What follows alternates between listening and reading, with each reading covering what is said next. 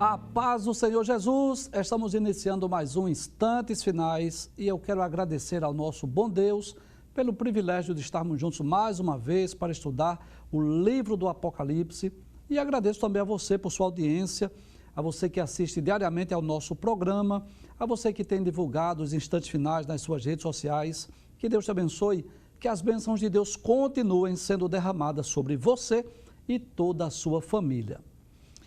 Eu gostaria de lembrar que você pode assistir a nossa programação de qualquer lugar do Brasil e do mundo pelo YouTube em dois canais diferentes, pelo Rede Brasil Oficial e IEADPE Oficial, ou pelo site www.iadpeplay.org.br.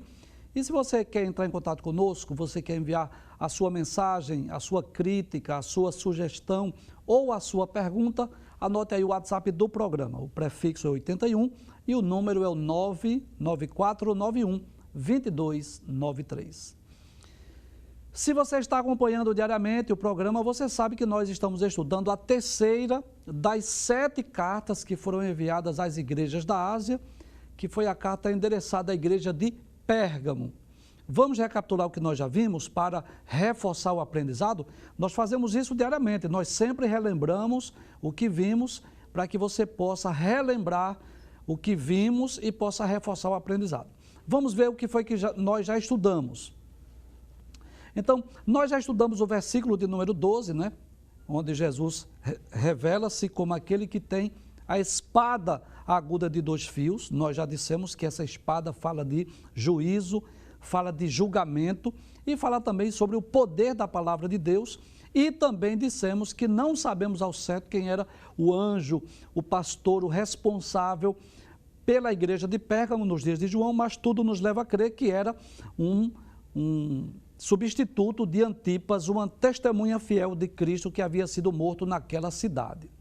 Vimos também o versículo de número 13, onde Jesus, que é onisciente, ele diz que conhece as obras da igreja de Pérgamo, mas não só isso, é muito interessante que Jesus diz que sabia que a igreja estava onde está o trono de Satanás.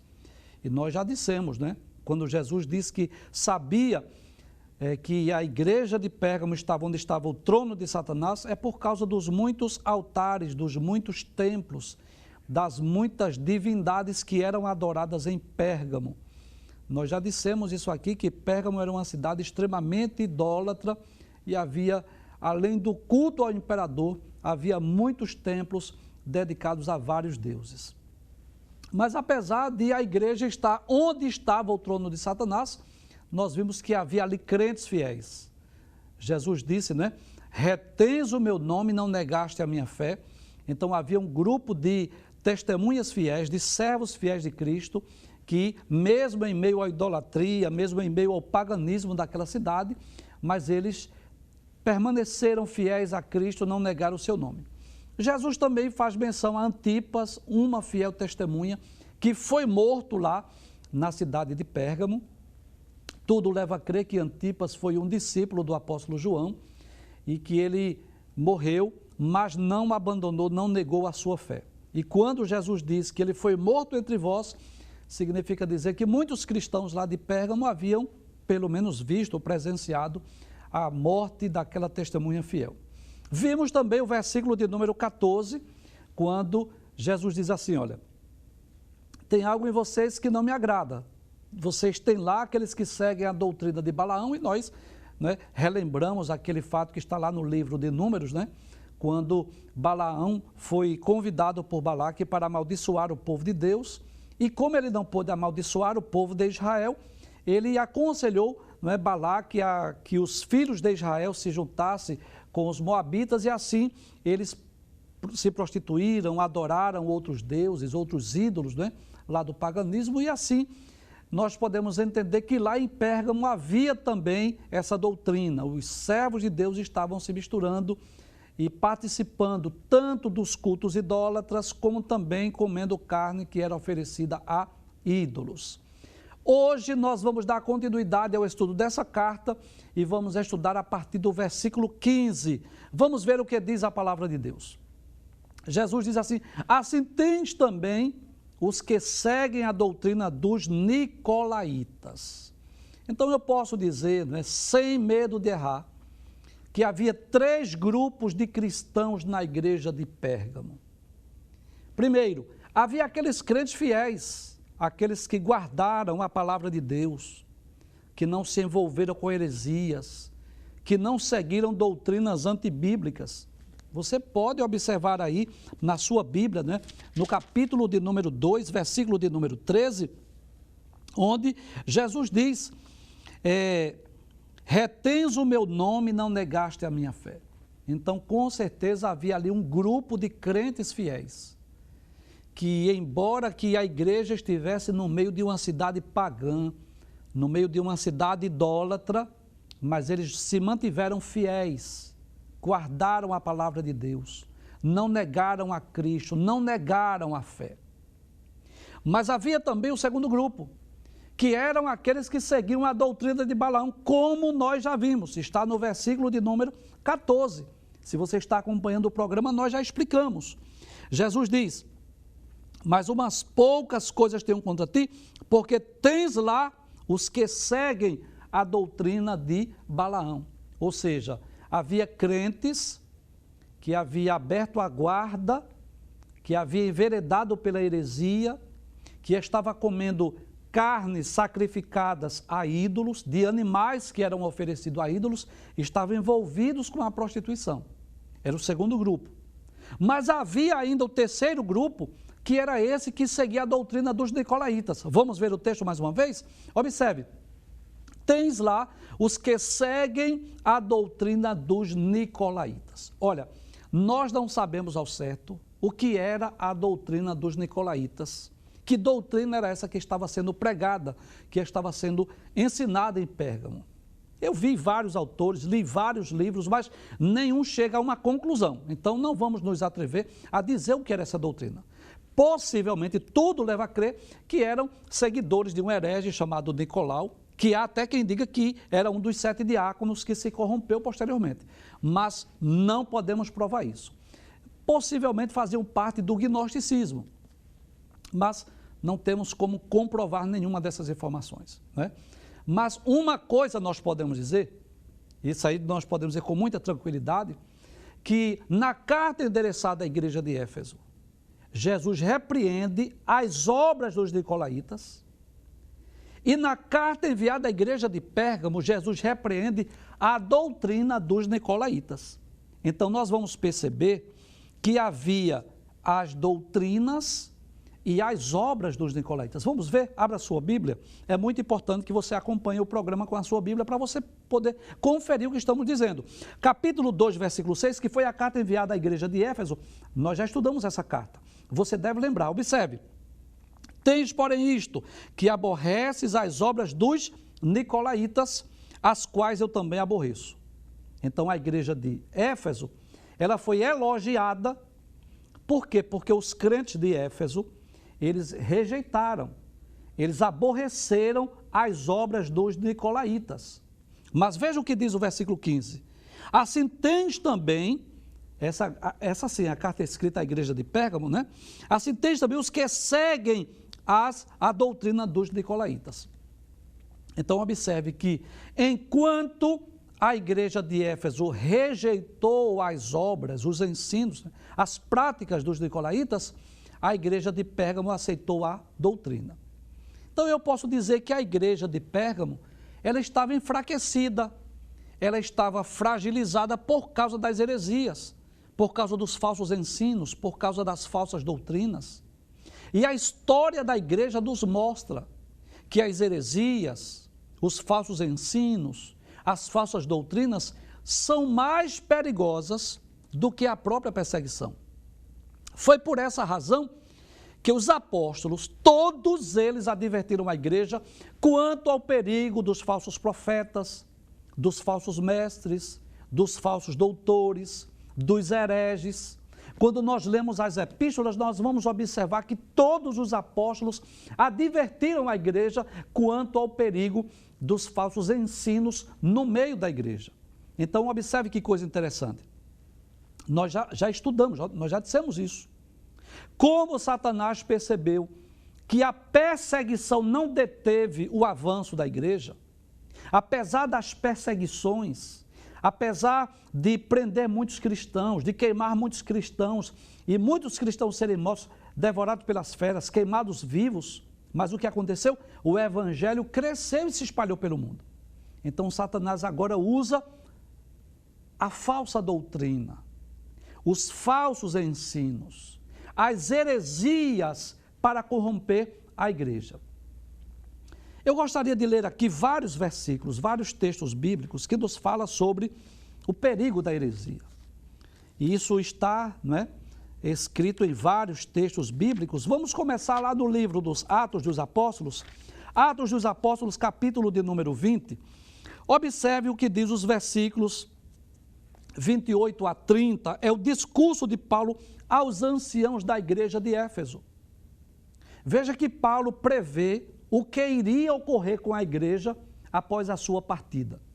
Atos capítulo 20, versículos 28 a 30 diz assim: Olhai por vós e por todo o rebanho que o Espírito Santo vos constituiu bispos, para apacentares a igreja de Deus, que ele resgatou com o seu próprio sangue. Paulo está falando com os anciãos da igreja de Éfeso, ele estava ainda em Mileto, Porque eu sei isto, o que é que tu sabes, Paulo? Que depois da minha partida, entrarão no meio de vós lobos cruéis que não perdoarão o rebanho. Então Paulo aqui estava prevendo pelo Espírito Santo. Depois da minha partida, depois da minha morte, eu não tenho dúvida disso. Vão se levantar os lobos cruéis. E os lobos cruéis aqui não era aquele animal, não era aquele mamífero, não, estava falando aqui dos hereges, dos falsos mestres, daqueles que ensinam heresias. O que é uma heresia? Uma doutrina contrária às Sagradas Escrituras. E no versículo 30, Paulo diz, foi escrita por Lucas, claro, mas essas palavras são do apóstolo Paulo, por isso que eu disse, Paulo diz, no versículo 30, e que dentre vós mesmos, olha o perigo, o apóstolo Paulo estava prevendo aqui, que até mesmo no seio, no meio da igreja, surgiriam hereges. Ele diz, e que dentre vós mesmos se levantarão homens que falarão coisas perversas para atraírem discípulos para si. Então Paulo estava advertindo a igreja, olha, depois da minha partida vão levantar lobos cruéis, homens que vão atrair os discípulos para si. Ele estava falando de quem? Falsos mestres, falsos doutores, falsos apóstolos, falsos profetas que iriam se levantar no meio da igreja. O apóstolo Pedro também, ele advertiu acerca do perigo também dos falsos mestres. Veja, por favor, aí, na segunda epístola do apóstolo Pedro, no capítulo de número 2, versículos de 1 a 3, o título, a epígrafe desse texto fala exatamente sobre os falsos mestres. Veja o que o apóstolo Pedro diz. Ele diz assim, e também houve entre o povo falsos profetas. Bem, antes de falar sobre os falsos profetas, vamos dizer quem eram os verdadeiros profetas, os autênticos profetas. Os profetas foram homens levantados por Deus para falar em nome de Deus. Então, nós vamos encontrar dois grupos de profetas na Bíblia Sagrada. Os profetas literários, chamados de profetas da Escrituras, aqueles que registraram suas profecias, aqueles literários, aqueles canônicos também são chamados assim, aqueles que registraram as profecias, não apenas falaram em nome de Deus, mas que escreveram. Isaías, Jeremias, Ezequiel, Daniel, Oséias, Joel, Amós, Obadias, Jonas, Miqueias, Naum, Abacuque, Sofonias, Ageu, Zacarias, Malaquias. Foram profetas chamados canônicos ou literários. Falaram em nome de Deus e registraram as suas profecias. Mas existem também os profetas orais, chamados de profetas da palavra. Aqueles que apenas falaram em nome de Deus, mas não registraram suas profecias. Ainda que alguém tenha escrito ou registrado as profecias deles. Dentre eles estão Elias, Micaías, profeta Ias, profeta Eliseu e outros, que não deixaram nenhum livro escrito, mas alguém escreveu acerca deles. Então, os verdadeiros profetas foram aqueles levantados por Deus para chamar o povo ao arrependimento, para combater o pecado, para anunciar eventos futuros, para trazer uma mensagem de fé, de esperança para o povo de Deus. Muitos profetas foram levantados principalmente para a nação de Israel. Alguns para o reino do norte, outros para o reino do sul e outros até para nações estrangeiras, como o profeta Jonas, que foi levantado para falar para os ninivitas, né? Enfim. Então, os verdadeiros profetas, os autênticos profetas, foram homens chamados, vocacionados por Deus para transmitir a palavra de Deus, principalmente para o seu povo. Mas quem são os falsos profetas? Então, os falsos profetas, na realidade, são aqueles que erroneamente, enganosamente, fraudulentamente falam em nome de Deus. São aqueles que, de uma forma fraudulenta e enganosa, dizem estar sendo usados por Deus. E Pedro advertiu a igreja sobre o surgimento desses falsos profetas. Vamos voltar ao texto? 2 de Pedro, capítulo 2. E também houve entre o povo falsos profetas, como entre vós haverá também falsos doutores. Esse falso doutor aqui não é aquele que estudou medicina, não. Esse falso doutor aqui é o falso mestre, aquele que ensina doutrinas heréticas, doutrinas antibíblicas. E se você estiver pensando que eu estou fugindo do assunto, eu gostaria de dizer que você está equivocado. Porque nós estamos falando que um dos problemas da igreja de Pérgamo era exatamente o surgimento de falsos profetas, de falsos mestres, porque estavam ensinando as doutrinas dos nicolaítas. O que Jesus reprovou. E se Jesus reprovou, é porque eram doutrinas antibíblicas. Aí Pedro diz, esses falsos doutores, o que é que eles vão fazer? Observe, introduzirão encobertamente heresias de perdição. Então, o que é uma heresia? Um ensino deturpado, contrário às Escrituras. Um ensino diferente daquilo que foi ensinado por Jesus e pelos apóstolos. E negarão o Senhor que os resgatou, trazendo sobre si mesmos repentina perdição. E o perigo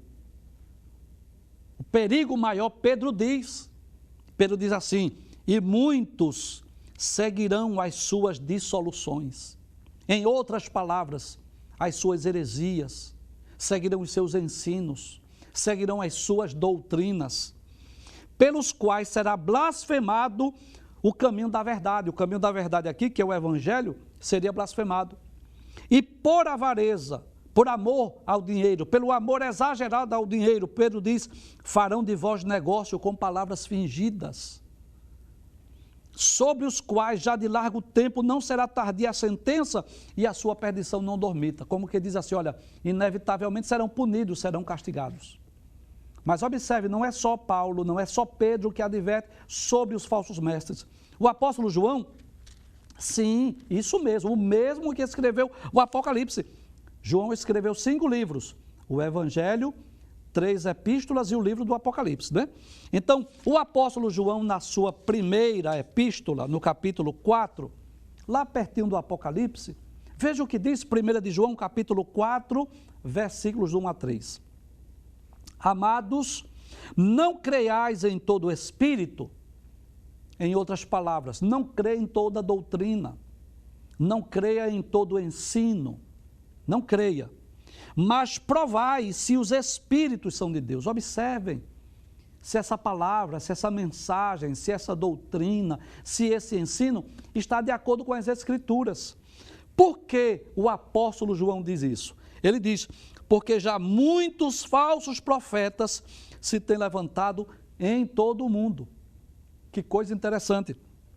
João já estava dizendo que nos seus dias, muitos profetas, falsos profetas, melhor dizendo, haviam se levantado. Versículo 2, nisto conhecereis o Espírito de Deus. Todo espírito que confessa que Jesus Cristo veio em carne é de Deus. E todo espírito que não confessa que Jesus Cristo veio em carne não é de Deus, mas é o espírito do anticristo, do qual já ouviste que há de vir, e eis que já está no mundo. Então é claro que a pessoa do anticristo não estava no mundo, mas a mentira, o engodo, o engano, a falsa doutrina já estava presente desde os primeiros séculos. Então, João adverte sobre esses falsos profetas, esses falsos mestres, esses falsos doutores. O apóstolo Judas também, que é irmão do Senhor Jesus, não é o Judas Iscariotes, claro, ele escreveu uma epístola muito breve, apenas um capítulo, e lá nos versículos 3 e 4, ele também fala acerca do perigo das heresias. Ele diz assim: amados, procurando eu escrever-vos com toda diligência acerca da comum salvação. É como se Judas dissesse assim: olha, o que estava no meu coração, meu desejo era falar da salvação comum, falar da nossa salvação. Mas ele disse: tive por necessidade escrever e exortar a batalhar pela fé que uma vez foi dada aos santos. Eu senti a necessidade, o Espírito Santo me impulsionou a falar de assuntos, né, sobre a necessidade de advertir, de alertar vocês para batalhar pela fé. Aí ele diz: porque se introduziram alguns que já antes estavam escritos para esse mesmo juízo, homens ímpios, que convertem em dissolução a graça de Deus e negam a Deus, único dominador e Senhor nosso, Jesus Cristo. Então eu posso dizer que desde os tempos bíblicos já havia os falsos mestres, os falsos profetas, os falsos ensinos, as heresias. E hoje não é diferente. Nós precisamos estar atentos, alerta, porque muitos falsos apóstolos, falsos pastores, falsos profetas têm se levantado em nossos dias. Pessoas que se dizem homens e mulheres de Deus, mas que na verdade são lobos devoradores. Então, muitos têm se levantado também em nossos dias. Vamos ver o que é que a palavra de Deus nos diz? Isso, inclusive, é um cumprimento dos sinais proféticos. Quando nós estudamos acerca dos sinais que antecedem a vinda de Jesus, quando nós estudamos lá no Evangelho, né, escrito por Mateus, o sermão profético, nós falamos sobre isso. Veja o que Jesus disse, São Mateus capítulo 24, versículos 4, versículo 5, versículo de número 11, ele diz assim: e Jesus respondendo disse-lhes: acautelai-vos que ninguém vos engane. Então ele estava dizendo assim: olha, vocês tenham cuidado para que vocês não sejam enganados. Versículo 5, porque muitos virão em meu nome dizendo eu sou Cristo e enganarão a muitos. Jesus estava falando de quem? Daqueles que se dizem ser a reencarnação de Cristo, aqueles que dizem que é o próprio Cristo reencarnado. E você sabe disso, né? Que muitas, dezenas de pessoas já afirmaram ser o próprio Jesus Cristo. Mas veja o que Jesus diz no versículo de número 11: e surgirão muitos falsos profetas e enganarão a muitos. Então, o que é que estava ocorrendo lá na igreja de Pérgamo? Alguns, né? Não são todos, não foi toda a igreja que se corrompeu, mas alguns cristãos já estavam sendo, vamos dizer assim, contaminados pela heresia, pelos falsos ensinos, pelas falsas doutrinas. E que doutrina era essa? A doutrina de Balaão e a doutrina dos nicolaítas. Então, observe que geralmente esses falsos profetas dos dias atuais, pode voltar para cá, depois a gente vai para o texto. Esses falsos profetas dos dias atuais, eles usam seus jargões, são profetas que trazem falsas visões, dizem que viram sem ter visto nada, pregando nova unção, novas revelações. Muitos deles estão na mídia, estão nas redes sociais, pregando um falso evangelho, uma falsa doutrina, como, por exemplo, a teologia da prosperidade, onde muitos pregadores dizem que o crente não pode ser pobre, que o crente não pode adoecer, que se o crente for pobre ou estiver doente, está em maldição, está debaixo do pecado ou debaixo da opressão de Satanás. Doutrina essa que não tem base bíblica alguma. Esses falsos profetas estão vendendo bênçãos, profetizando mentiras, deturpando a palavra de Deus, se intitulando profetas de Deus. O que é que eles fazem? Isola o texto fora do contexto.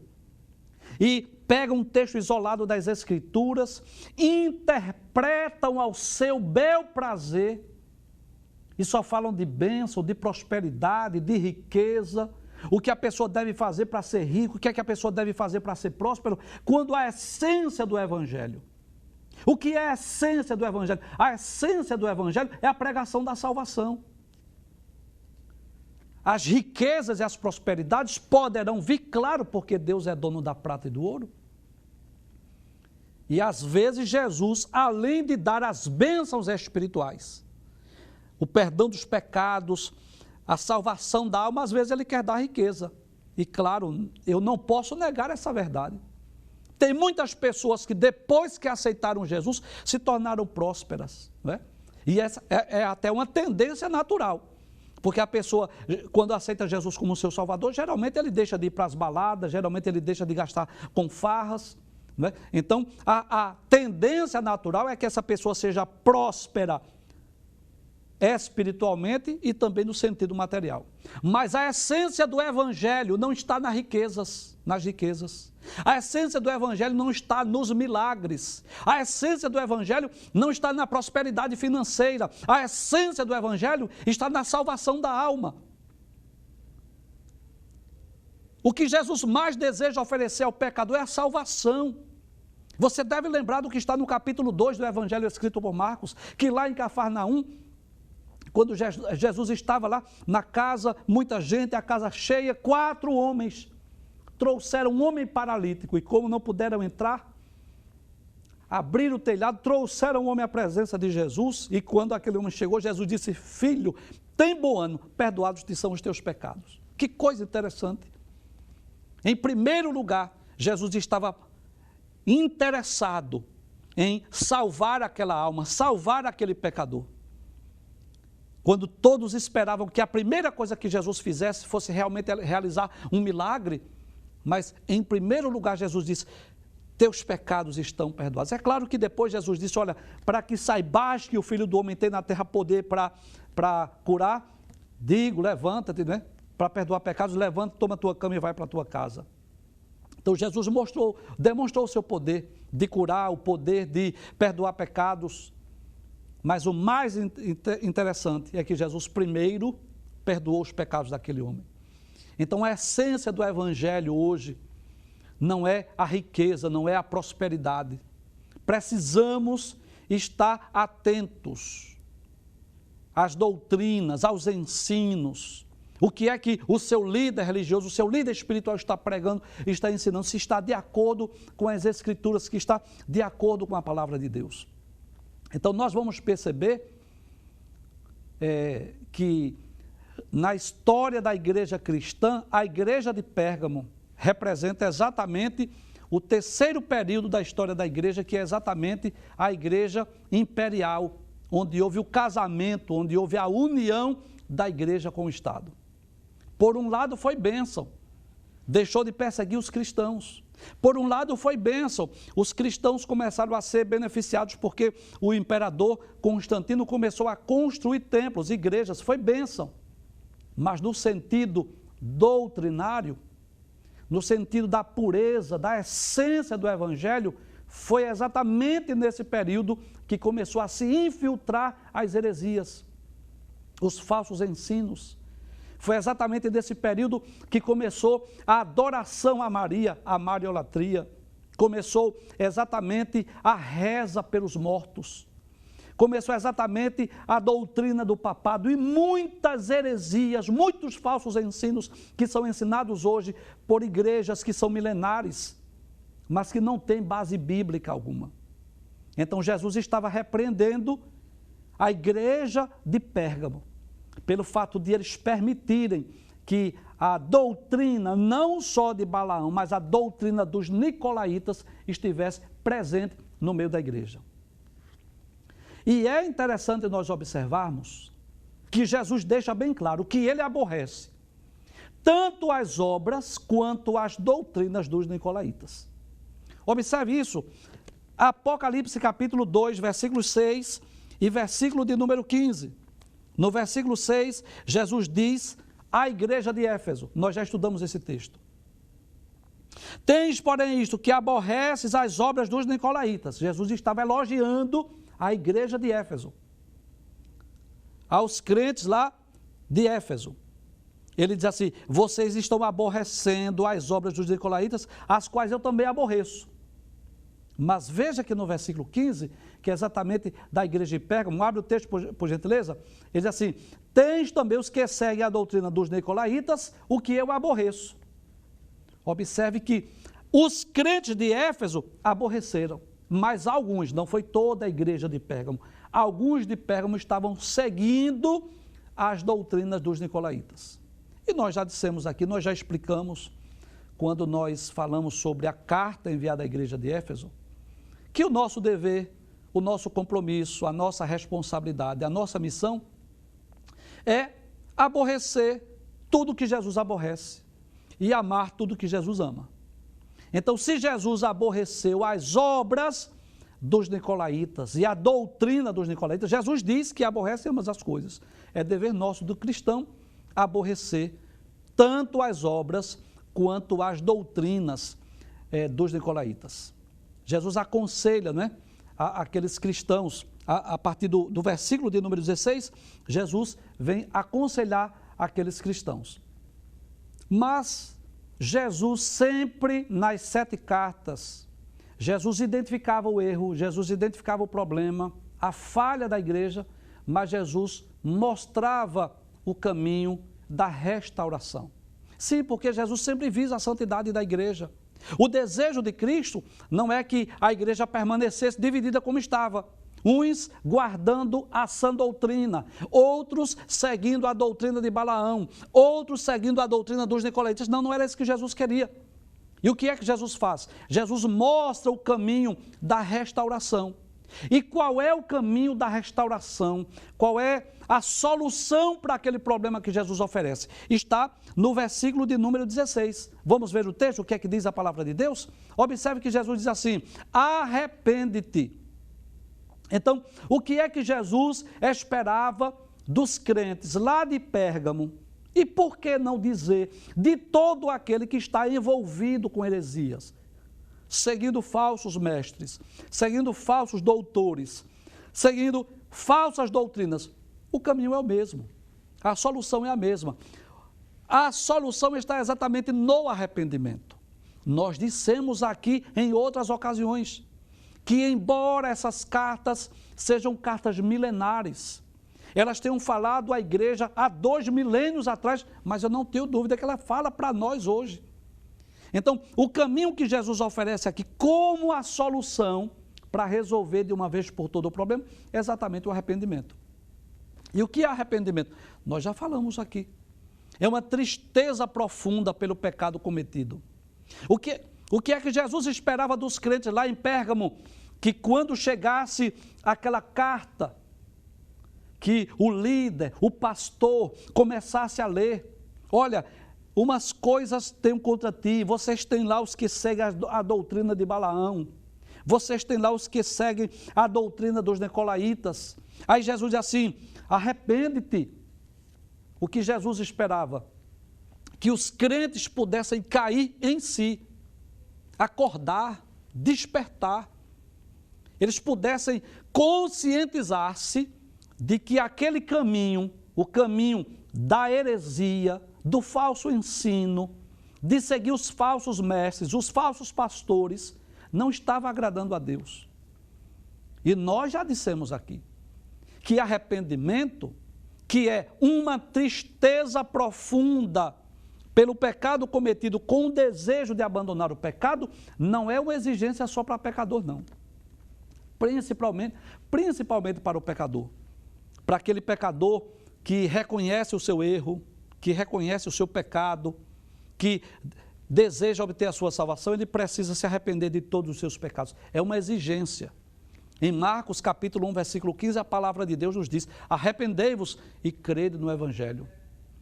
Em Atos capítulo 17, versículo 30, quando Paulo estava lá no Areópago, ele disse aos atenienses: mas Deus, não tendo em conta os tempos da ignorância, anuncia agora, em todo lugar, e a todos os homens que se arrependam. Mas o arrependimento não é uma condição, uma exigência, uma necessidade apenas do pecador. É uma necessidade também do crente, do servo de Deus. Mesmo que esteja, mesmo que esteja na igreja, mas se cometeu alguma coisa que está desagradando a Cristo, qual é o caminho? Arrependimento. E é claro que o arrependimento ele é o primeiro passo para uma conversão, para uma mudança de vida, para uma mudança de atitude. Então Jesus visava principalmente a santidade, a pureza da igreja. O desejo do noivo é que a sua noiva seja pura, santa, imaculada. O desejo de Cristo é que a sua igreja possa crer e seguir a sã doutrina, a verdadeira doutrina, e não deixar-se influenciar pelas heresias, pelo engodo, pelo engano. É isso que Jesus espera de nós. Então, muitas pessoas às vezes dizem assim, eu nasci na minha religião e vou morrer na minha religião. Aí eu pergunto, será que se você fizer uma comparação com as Escrituras, será que a sua religião está de acordo com a Bíblia? Está de acordo com os ensinos de Cristo? Aí você talvez se pergunte, como é que eu posso saber? É simples. É só você fazer um comparativo do que Cristo ensinou e daquilo que você crê. Se aquilo que você crê está de acordo com o que Cristo ensinou, então, glória a Deus por isso. Mas eu vou lhe fazer algumas perguntas. Em algum lugar da Bíblia, Jesus ou os apóstolos ensinou a adoração a ídolos? Em algum lugar da Bíblia, Jesus ou os apóstolos ensinou, por exemplo, sobre a adoração à Virgem Maria? Em algum lugar da Bíblia, Jesus ou os apóstolos ensinaram que nós devemos fazer petição aos deuses, que nós devemos nos curvar diante de ídolos, diante de deuses para fazer preces e fazer nossas petições? Em algum lugar da Bíblia, Jesus ou os apóstolos ensinou que nós deveríamos rezar pelas almas dos mortos? Em algum lugar da Bíblia, Jesus ou os apóstolos ensinaram, por exemplo, sobre a doutrina do purgatório? Então, é isso que nós devemos fazer uma comparação. Como é que nós podemos identificar se a igreja ou a religião que eu pertenço se está de acordo com os ensinos de Cristo? É só fazer essa comparação. Saber se aquilo que nós cremos está de acordo com as Escrituras. Então, como nós já dissemos, a igreja de Pérgamo era uma igreja real, uma igreja literal, a quem Jesus endereçou aquela carta, mas profeticamente ela fala do terceiro período da história da igreja, que é exatamente a igreja chamada de Igreja Imperial. A partir do ano 312, quando acabou-se a perseguição, mas infelizmente começou a entrar na igreja várias heresias, vários ensinos deturpados.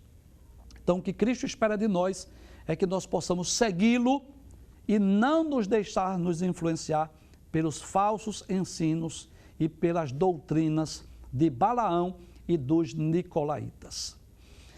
Nós vamos ao breve intervalo, voltamos dentro de instantes para responder algumas perguntas que foram enviadas para nós através do WhatsApp do programa. Até já.